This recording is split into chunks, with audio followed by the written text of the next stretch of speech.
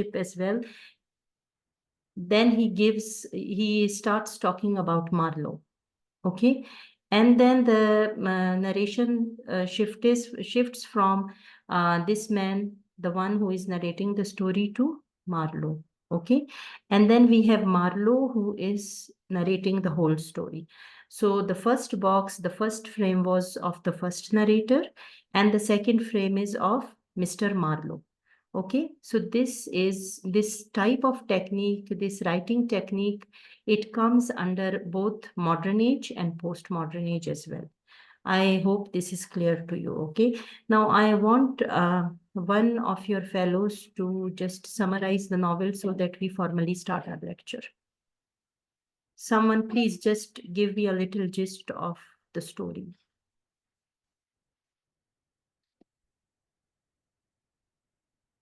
Hudebia, can you please? Hudebia? Hadika? Madiha? Ma'am, can I? Shamala, yes, please. Yes, my dear. Ma'am मुझे ज्यादा नहीं वो जैसा आपने लेक्चर पढ़ा है मैंने आपको ज्यादा नहीं देखा जो मुझे समझ आए मैं आपको वो बता जी मैम प्लीज। मैम इसमें स्टार्ट हमने टॉपिक का कॉलोनियलिज्म इसमें बताया कि व्हाट इज कॉलोनियलिज्म। उसके बाद इसमें हमने मार्लो की मतलब उसकी जो स्टोरी लिखी थी उसके बारे में पढ़ा कि उसने जो अफ्रीकन सिटी को वहां पर विजिट किया था तो किस तरह वहां पे लोग ना वहां पर उनको जो सुपीरियर थे उनको Okay. कॉलोनाइज कर रहे थे ना उनके बारे में बताया है। फिर उसको कर्ड्स के बारे में पता लगा कर्ड्स एक करेक्टर था इसने काफी सुना था वहाँ के सिटीजन से वहाँ के लोगों से तो इसने इसका दिल कर कि मैं उससे मिलूं तो उसमें उनकी शिप बीच में उनकी खराब हो गई थी जिसकी वजह से तो वहां पर वो उनको स्टे करना पड़ा 3 मंथ्स के लिए। तो उसने कहा इस टाइम में मैं यहाँ पर ना विजिट कर लेता हूँ तो वो कर्ड से भी मिला फिर वो इसी तरह कर्ड से मिल के लेकिन उस टाइम से कर्ड जो था वो बीमार था और उसकी हालत ठीक नहीं थी। फिर उसने उसको कुछ डॉक्यूमेंट्स दिए थे वो डॉक्यूमेंट्स वो लेके अपने साथ गया था। फिर कुछ टाइम बाद उसके कुछ मतलब रिलेटिव थे वो भी उसको उसके पास मालूम के पास गए थे उसने उनको वो डॉक्यूमेंट्स दिए थे। इसी तरह ये स्टोरी मुझे यहाँ तक समझ आई। Okay, very good. Last Very year. good. That's great. Okay. So as you told me that the whole story, it is mainly written about the colonial age and then the post-colonial era. Okay, because we know that in modern age, Europe was busy in making colony all around the world. Okay, we know that, and we have already discussed that. So this is about one European colony that was Congo. Okay, and we find that there is one character, Mr. Kurtz, who is a very significant person for the Europeans because he is the one who is very good at ivory trade. And he is sending them a lot of ivory, sending back it to Europe from the colony that is Congo with a lot of profits. Okay. So these are the resources which are transferred, in fact. Okay. And not only that, Kurtz is also very good at this colonizing mission. The colonizing mission was that they claimed that we are there to tame the natives. Girls, please turn off your microphones. So Kurtz is good at everything as these people they have sent him. Please turn off your microphones, girls. I'm getting disturbed. Okay, you all are, I'm putting all of you on mute.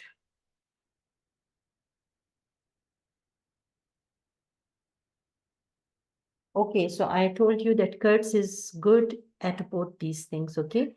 The main thing, they said that they did not claim to the world, the colonizers, I mean, they did not claim this thing that we are going there to the colony for ivory, for gold, for the materialistic things, okay?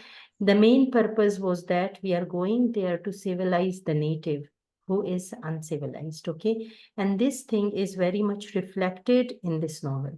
So Kurtz is the one who is civilizing the natives for the Europeans, okay? Europe, which is the empire, and Congo, that is a colony, okay? So the natives are getting civilized by Mr. Kurtz, one thing. Secondly, which is the main reason, that is the trade, okay? Now, trade of something that is very much significant and valuable, that is ivory, okay? So we find that Marlowe and the whole the whole group of these people who are on the steamboat, they are going to Congo to bring Mr. Kurtz back, because all of a sudden he has disappeared and there is no news from him. Okay.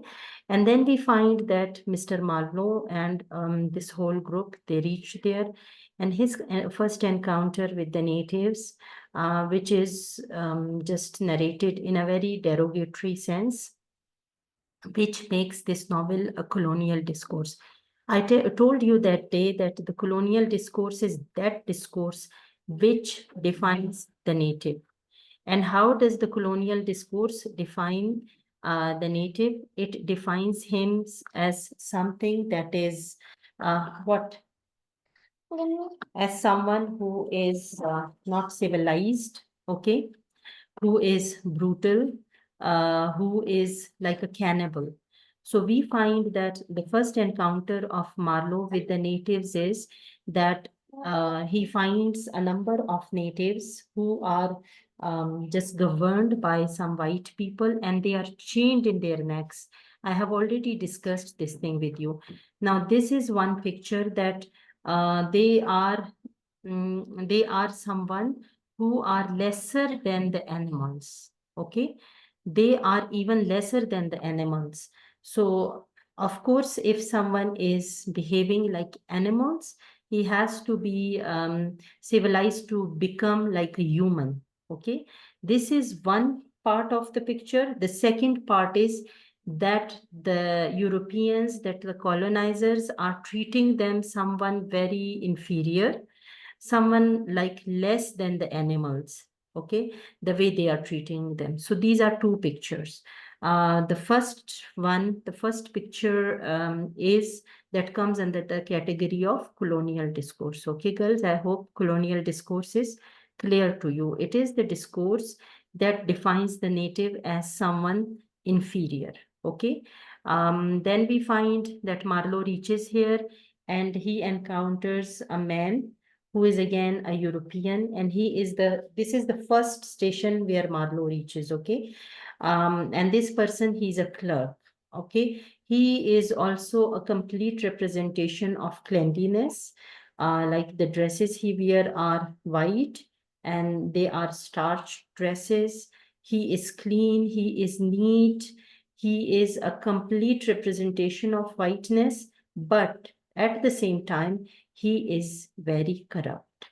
Okay, so he is all the time busy in his work, and the work is to make notes of all the trading things, what is exported to Europe, okay, what is exported to the colony. And by taking records of those things, we find, and Marlowe tells us that he shows himself as a corrupt person. Marlowe notices that thing, okay.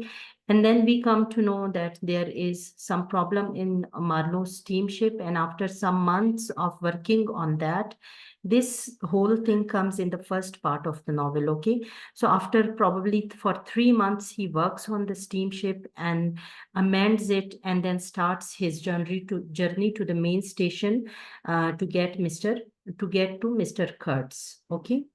Now we find Marlowe with two groups, okay? One is the El Dorado expedition. We find Marlowe that he encounters them. It's a group of people who are again in search of ivory, okay? And all the materialistic things. And we find that this group is traveling through donkeys, okay? They have a lot of donkeys with them. And then at a point in the novel, in the second portion of the novel, Marlowe tells us that they are lost in the forest, okay? So then there is no connection with them. But later on, Marlowe comes to know that their donkeys died. There is no news from these people, only that the donkeys died, okay? This is one thing. And then we find that there is a group of pilgrims who are going with Marlowe to the main station. And then there is another group of cannibals. Now, by giving a reference of cannibals, I'm sure that you know who cannibals are. Cannibals are those people, the human beings that eat human beings. Okay, so they are cannibals.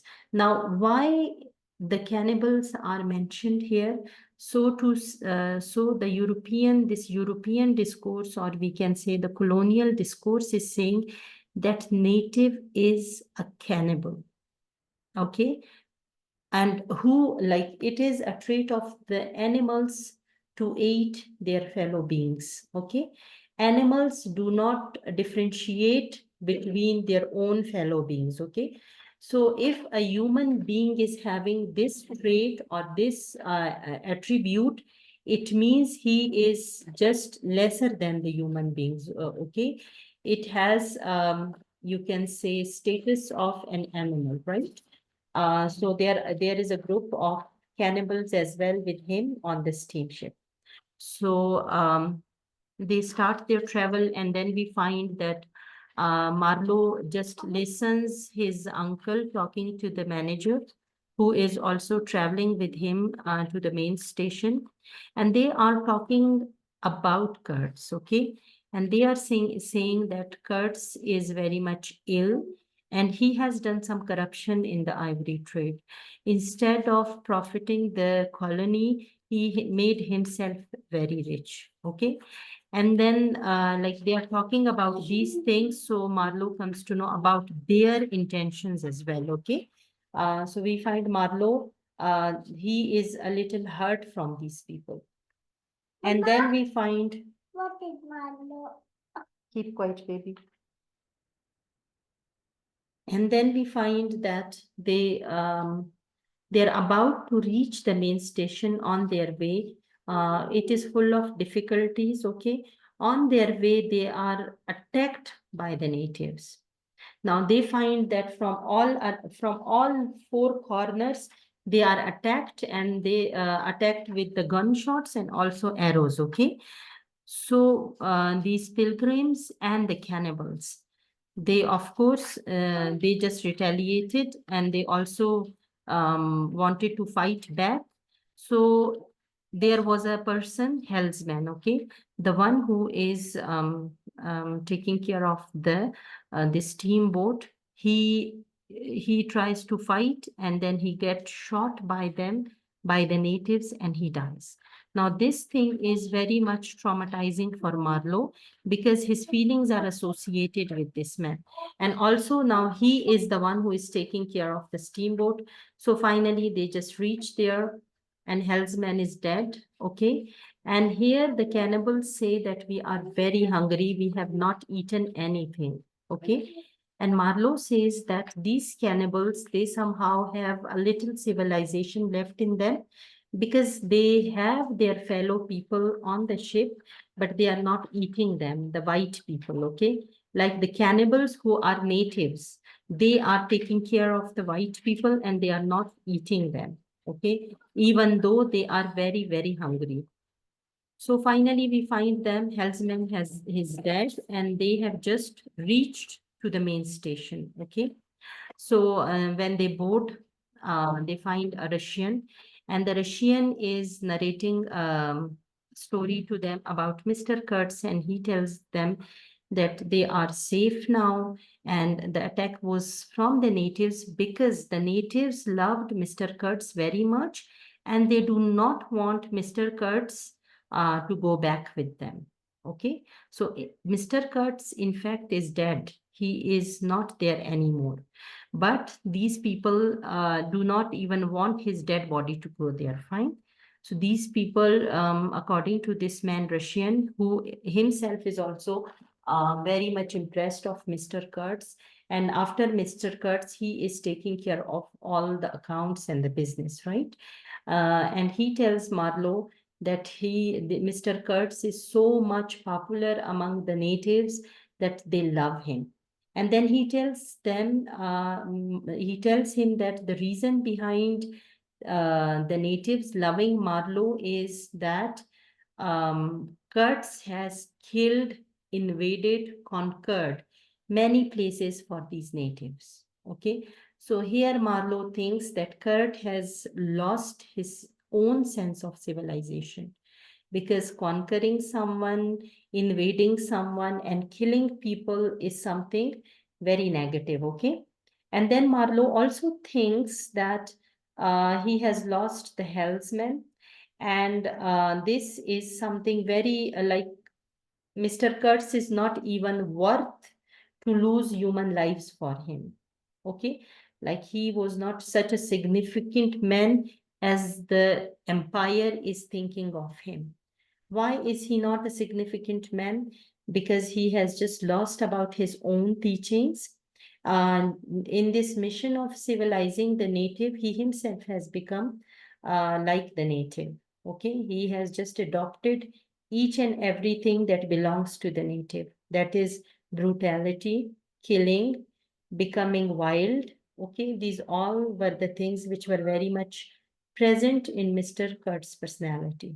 Okay, so that is all. And one thing more that is important is Mr. Kurtz has written a letter, okay, which is that then handed over to Marlowe. And Marlowe reads that letter in which he has discussed about his intended one. Okay, he calls her intended one, who is her fiancé, in fact, in Europe, back in England. Okay, so he talks about her one thing, but at the same time, we find that he has a mistress here from the natives. And then by the end, when these people are leaving the place, we find that she comes and she is the mistress. She's not named, a native mistress of Mr. Kurtz. She's very, very strong. She is man-like figure.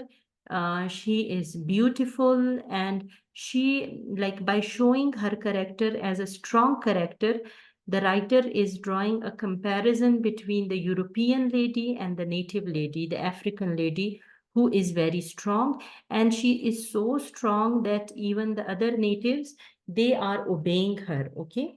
Even the men among the natives. So in other words, Marlowe is also even Marlowe and then Joseph Conrad is also showing the different culture of the Africans, in which the dominant figure is the female character. Okay, it's not a patriarchal society, it's a matriarchal society where female figure is the most dominating one. Okay, so by the end, we find that Marlowe, he hands over the remains of Kurtz to his intended one, and we find her in grief. She is in grief, and then Marlowe says that the whole Congo is the heart of darkness, okay, which is very much symbolic. Okay, so that is all. One thing about the Hellsman's dead body is that Marlowe, he doesn't perform any funeral ceremony for the Hellsman, for whom he is very sorry. He feels for him and he considers him as his friend. But still, he doesn't let them perform any religious funeral ceremony for the Hellsman, because Marlowe doesn't want it to be a Christian ceremony. Okay, so he throws his dead body in the water. And the Calibans, they feel like the pilgrims, they feel sorry because there is no religious ceremony performed. But the cannibals feel sorry because they were very hungry and they have lost a good piece of food. Okay. So these are the things which are discussed in this novel. And now we are going to read the lines that I have underlined for you. The whole story that I have just narrated for you is going to be highlighted in these lines. I hope you can see my screen. It is page number 38 from the novel Heart of Darkness, and it is the second part of the novel, okay? And I'm reading when Marlowe is talking about Kurtz and his remains and the letter that he has received from Kurtz, okay? So he says, I am upon the whole proud of my fortitude. I was cut to the quick at the idea of having lost the inestimable privilege of listening to the gifted Kurtz. Of course, I was wrong.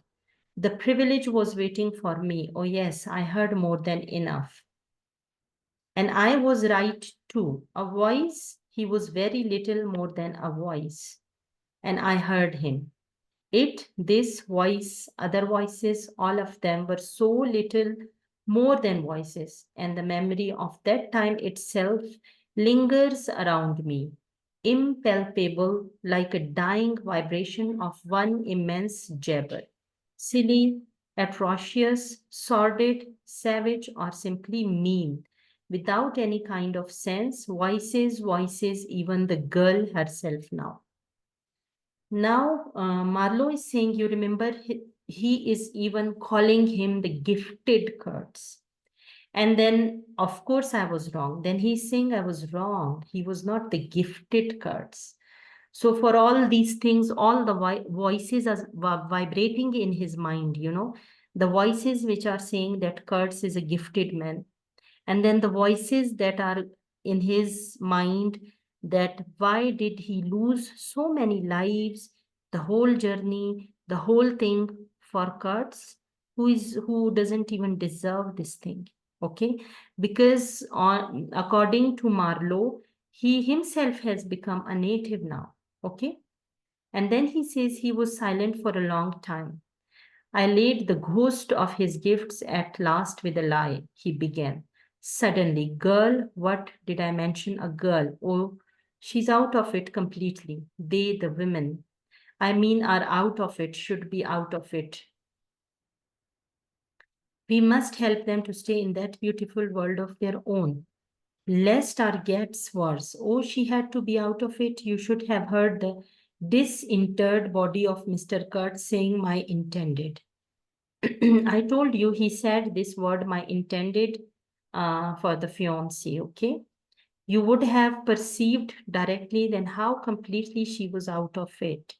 And the lofty frontal bone of Mr. Kurtz, they say the hair goes on growing sometimes, but this the specimen, was impressively bald.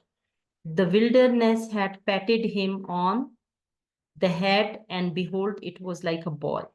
Now, there is no direct encounter of Marlowe with Mr. Kurtz, but we can find from these. He's saying that these people, they used to say that Mr. Kurtz was having very long hair, okay?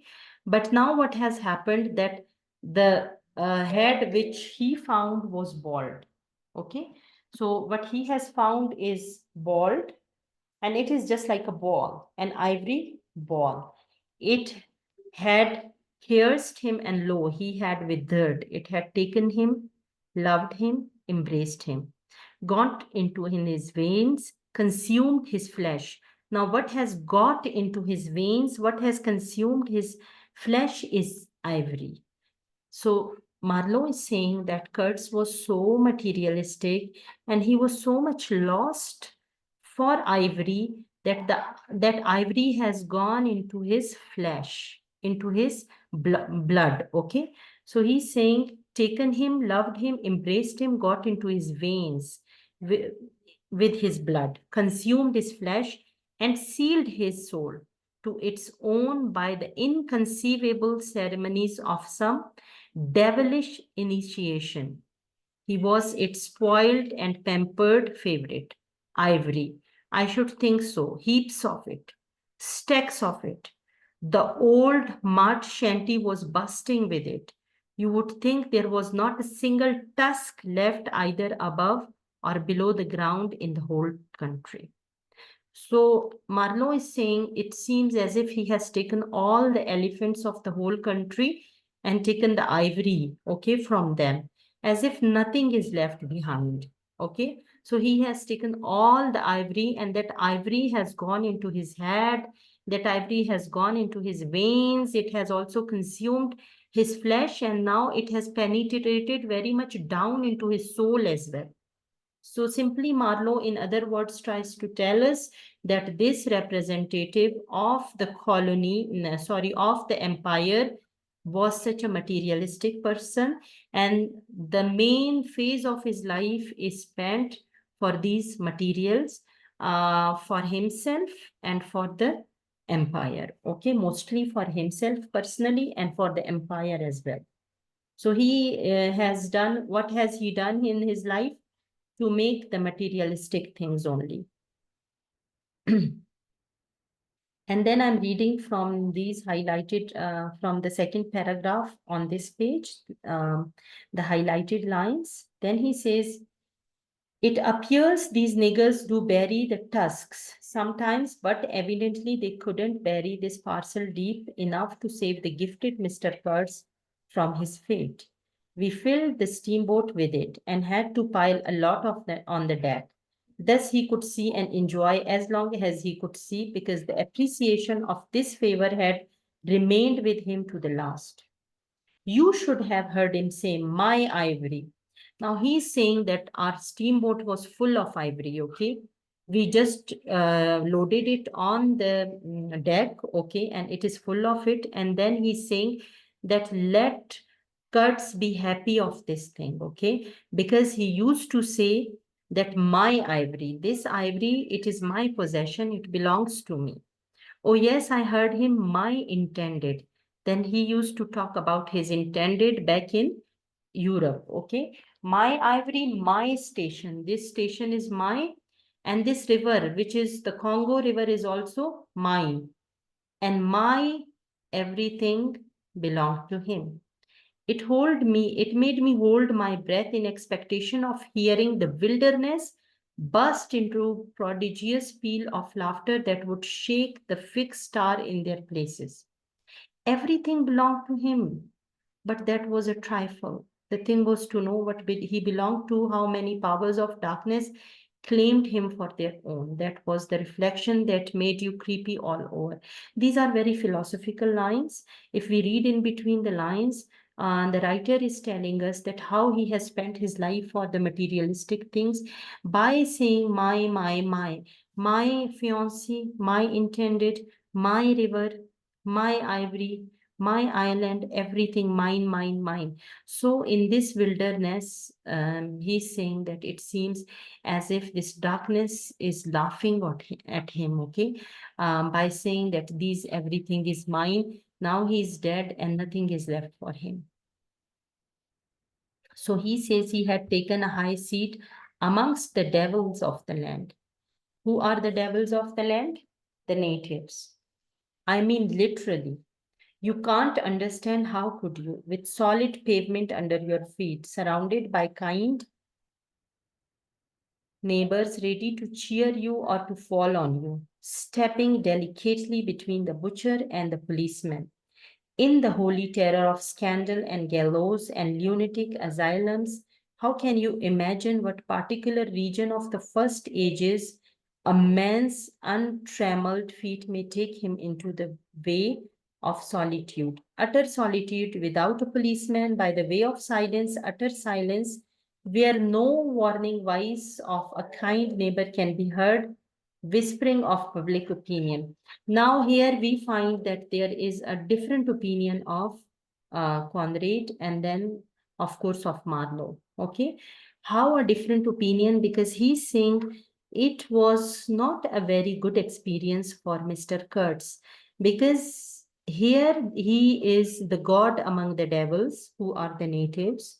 He has a high seat among them, the highest place among them, but this place doesn't know what a civilized place is, where in one corner of the place you have a butcher, okay?